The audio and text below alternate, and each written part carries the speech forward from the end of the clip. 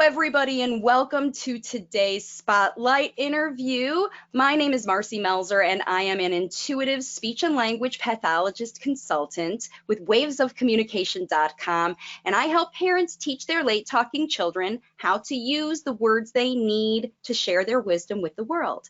And I'm here today with Dr. Harry Schneider. Welcome, Dr. Harry. Thank you. Dr. Harry is by day a preventative medical doctor, and by night, weekends, and all other times, he is a research neuroscientist, where he and his team of folks over at Yale continually gather new information about how the brain works, combined with new technology to revitalize specific areas of the brain that are damaged when used in combination with functional activities. And the functional activities that you are especially interested in, Dr. Harry, is language development. Isn't that correct? That's correct. So your job when you're not being a doctor and helping people stay well is all about helping children and adults with neurological language concerns regain language, right? Is that what's going on? That is what's going on. And that is amazing. It's very interesting, and I found a lot of parallels between what Dr. Harry does and what I do, because we both are on a mission to help as many people as possible develop natural verbal spoken language. And we both are very similar because we have both learned through our own careers that it is language facilitation, natural language facilitation, that is required for natural language learning, and the traditional sort of imitation level prompt-based speech therapy techniques that are widely used all over the world are actually not really training natural language. And Dr. Harry was able to figure that out by looking at images, fMRI images, of many, many children's brains. Isn't that right, Dr. Harry? That is completely correct.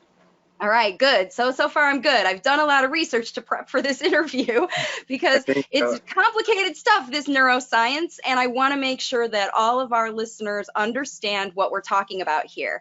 And where it really comes down to, like, the nuts and bolts of it is this device that you're using, and it's called Transcranial Direct Current Stimulation, or tDCS. And this is a device that's worn on the head that actually transmits electrical current, and it is used in combination with functional activities to see functional improvement in the brain. Isn't that right, Dr. Harry?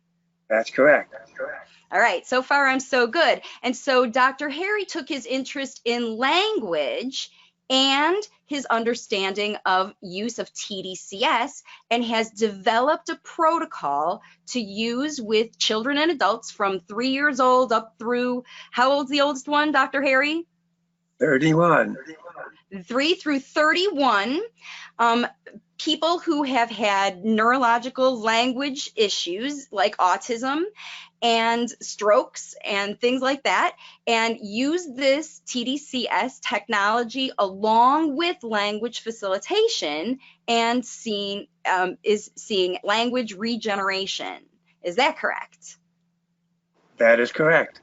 So, Dr. Harry, what was it that got you interested in working with kids with autism?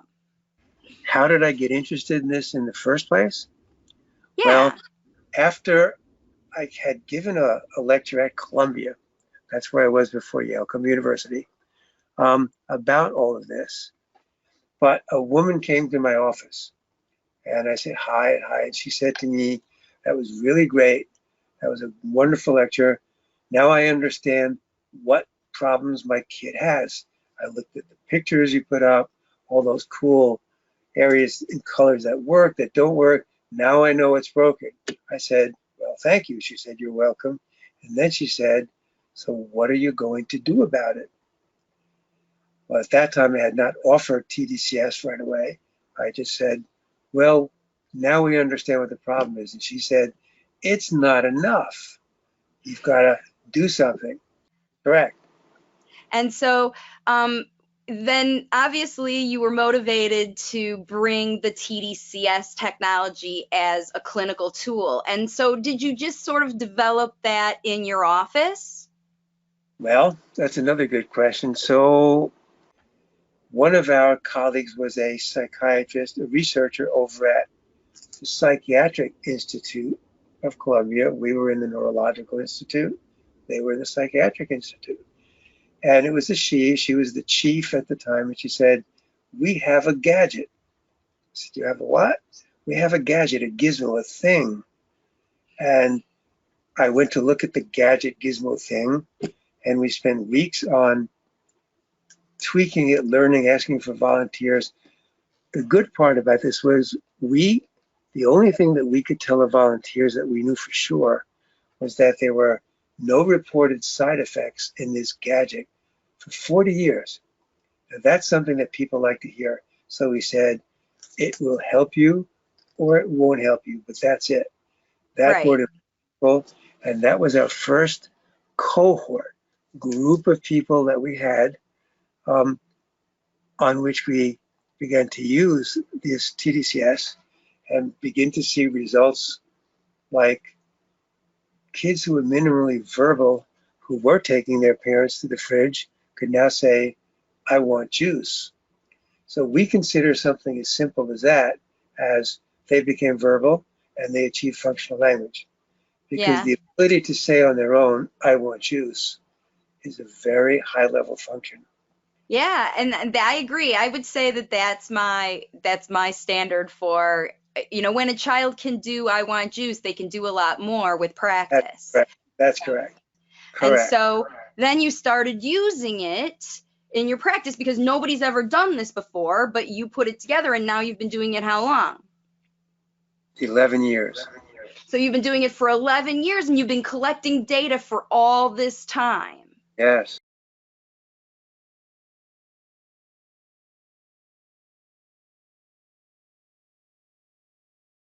I talk about things like how the brain is wired and how language facilitation has to be different than speech therapy because there's different parts of the brain that activate when you use language facilitation than different parts of the brain that activate in speech therapy where kids are taught to imitate and say words. And if you're wearing the device and you're teaching your kids to imitate and say words, it's not going to work because it's a different place of the brain that does something different. Is that accurate? Kudos to you. Yes, ma'am, it is. And if we're going to do the right thing, we have to address it the right way to address the right parts of the brain. Otherwise, we're wasting our time, right? And that doesn't include the device at all. That's just the method that you're using to teach your kid. Yes. So this is what I teach. Okay. Parents can teach their kids to talk faster than speech therapy because of this stuff. But what people don't know is, how do you know that? Like, how do we know that these neuropathways exist? Well, people like Dr. Harry exist, who work at Yale and spend his nights and weekends and every other minute he thinks about studying this stuff. And this is published data. So Correct. what's important is we understand what the brain looks like, we understand the parts on the kid that are impaired, and we stimulate the right parts of the brain with the right kind of intervention, and Yeah. that comes up with the right result. But the wrong Yes. intervention or wrong placement on the device, wrong result. You're not going to get you got to have it both. It's like a lock and a key. Correct. You got to have it both together. And can each one work on its own? The procedures can, the language model can, but I don't know if the device can. Can it work passively if you don't do any language facilitation? We didn't know for sure until about 8 years ago when a mom brought her kid in. It was 9, 10 o'clock at night. And she said, "My son is tired. Could you just put it on my kid and let him go home to sleep? And we'll see you in the morning." See how he does. The parents often do what we don't want to do. And I said, "Absolutely sure." And they did that for 4 or 5 days, and there was no change whatsoever. It was a waste of time. Now, ethically, I could not say go home and go to sleep with it on, but because she did, I said, fine. Correct, it doesn't do anything. Without the input, you can't activate You said it correctly. You have to match up the deficit with what they have to do, and then stimulate that part of the brain that knows what to do with it. So you're correct. They all have to Right. match up.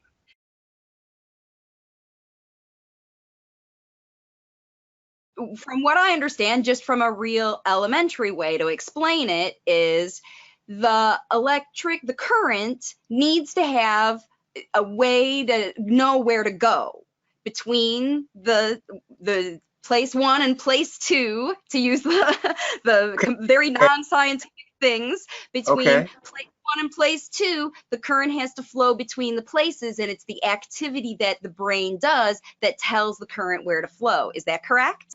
Partially correct, yes. The stimulation you first do when you first put it on for the first 5 or 8 minutes does have to do with electromagnetic waves that you're putting into the brain. And these are making parts of the brain more responsive or less responsive.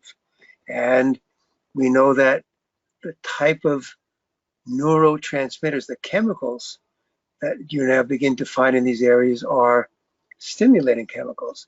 They help form new synapses, new connections. But most important is right from the beginning, it begins to form neuroplasticity. Exactly. Yes. That's the key to all this. Right. Yeah, because that's what makes it stay. Neuroplasticity means that the brain is changing, and it's the chemical activation that makes the brain changes. Is that correct? Almost. This is one cool way to explain, well, what is this neuroplasticity all about? Yeah. We saw a famous baseball player once who was a pitcher for the Yankees.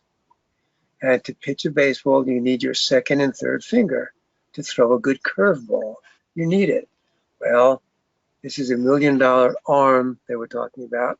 And he had got hit in the head, and he could not use his second finger. No curveball, big waste of time. So with tDCS, we were able to convince the neuron that activates his third finger and say, why don't you help us out and also activate the second finger as well? So instead of thousands of neurons working together, which it usually is, I simply said, neuron 1 is going to help out neuron 2, and one neuron is going to take over 2 jobs for both fingers, and that's neuroplasticity, and now the pitcher can go back and make $1 million. Other parts of the brain take over and begin to build little highways and pathways past the injured area. Kind of like a bypass, but they do it themselves. I have one client in my program, a little girl who has an absent corpus callosum, okay? The communication between the sides of her brain is, I mean, there's a neurological difference, like it's malformed, right? Physically malformed, but it did develop plastically, like other parts of her brain must have kicked in to develop these pathways, because she did learn to walk, she did learn to talk, and you know, made improvements even with language facilitation quickly. Yes. This corpus callosum is a bunch of pathways that connect the left brain to the right. If they're not there, kids build their own and they do fine. So that's a really good testimony to the ability of a child's brain to regenerate, redo. Like, they find if the pathways are missing, new pathways can grow and do just from experience. And you're saying that with tDCS as an application, these pathways can grow more quickly, more readily, more significantly? I am saying that. Let me add one thing that you may enjoy. You hear this in language and linguistics and probably speech therapy, that after the age of 6 or 7 or 8 or 10, it's difficult for the brain to learn new stuff. You've got to be a kid to do this. However, tDCS is the game changer. This can bring about neuroplasticity at any age, so that a 13-year-old or one of our 31-year-old kids has the same ability to transform his brain as the child. It's no longer limited to the young brain. Well, and I'm finding even with my language facilitation clients, it doesn't matter. I've got kids who are 7, 8, 9, 10 years old, and even Yes, with just using language facilitation, correct. their kids are improving, but their speech therapy quit working a long time ago. Yes, because as you said, that's repetition, but somehow you picked up on the fact that there's got to be another way, Right. and we're doing it. That's right. That's what Okay. we're doing. I know. What about a kid who has ear infections and has poor auditory exposure? Will tDCS potentially be able to be placed to help reignite those neural pathways that didn't develop because they didn't hear? It cannot do anything for environmental, chemical, or problems that affect the outer ear, the middle ear, and the nerve part of the ear. However, once it cannot repair that damage. However, once it gets into the auditory cortex, the temporal lobe, if the circuits are funky because of these ear infections, yes, it can begin to make that more plastic. Okay. And now how it works is clients come and they use the device with you while you do language facilitation, and they're wearing the device. And how long in one session do they wear it? It depends what we do, but I'll say about 45 minutes. Okay. For the first session, in which the parents or the mother, the caregiver, whoever, spend a lot of time asking a lot of questions about what the child has and doesn't have. Right. Then, with that information, and assuming the parents have practiced at home, like you said, about how to put on the gizmo, we then begin to take all the things we know that you have mentioned to me before, like movement. We put on the headband that has the gadget, and we walk, and we run, and we have the kid jump on a trampoline. So what consumes the time in the beginning is children are not sitting down listening to a therapy class. Our therapy is getting the correct language in as they're running and playing and jumping and throwing balls. So to say 45 minutes is a rough idea.